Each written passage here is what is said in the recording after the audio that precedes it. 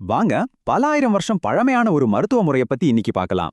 இதுல சில வைத்தியமெல்லாம் கேட்டா இன்னைக்கு நமக்கு ரொம்பவே விசித்திரமா தோணும். சரி, வாங்க அந்த கால சீன மருத்துவ உலகத்துக்குள்ள ஒரு சின்ன பயணம் போவோம். அவங்கள பொறுத்த வரைக்கும் உடம்புல நல்லிணக்கம் தவறும்போதுதான் நோய் வருமா? அவங்களோட முக்கிய தத்துவமே யென் யாங்னு ரெண்டு சக்திகளுக்கு நடுவுல இருக்கிற சமநிலை தான். இதுல இன்னா இருட்டு ஈரப்பதம், யாங்னா அதுக்கு நேர்மாறா வெளிச்சம் வறட்சி. இந்த சமநிலையில 5 அடிப்படை கூறுகளும் அடங்கும்னு அவங்க நம்பினாங்க. அதாவது ஆரோக்கியம்னதே சி அப்படின்னு சொல்ற ஒரு ஆற்றலோட சீரான ஓட்டத்தை பொறுத்து தான் இருக்காம்.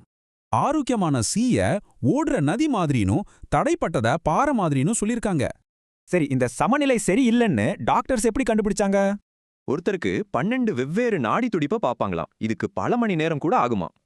சுவாரஸ்யமான விஷயம் என்னன்னா, இந்த ஐடியாஸ் எல்லாமே நெய்சிங் மாதிரி பழைய நூல்கள்ல இருந்து வந்ததுதான். பிரச்சனையை கண்டுபிடிச்சதும் அந்த ஆற்றல் ஓட்டத்தை சரி செய்யறது தான் முதல் வைத்தியம். அந்த சி ஆற்றலை சரி செய்ய நம்ம உடம்புல 365 புள்ளிகள் இருக்குன்னு நம்பினாங்க. இதுல ரொம்ப ஃபேமஸ் அக்யூபங்க்சர். அந்த புள்ளிகள்ல ஊசி குத்தி ஆற்றல் போறத சரி செய்வாங்க. மோக்சிபஷ் ஷின்னு இன்னொரு முறை. இதுல எரியற மூலிகையோட சூட்ட வச்சு வைத்தியம் பார்த்தாங்க. அவங்களோட மருத்துவத்துல ஆயிரக்கணக்கான மருந்துகளும் இருந்துச்சு. பார்க்கலாமா? இதுல பல மருந்துகள் இப்ப நம்ம கேட்டா ரொம்ப விசித்திரமா இருக்கும்.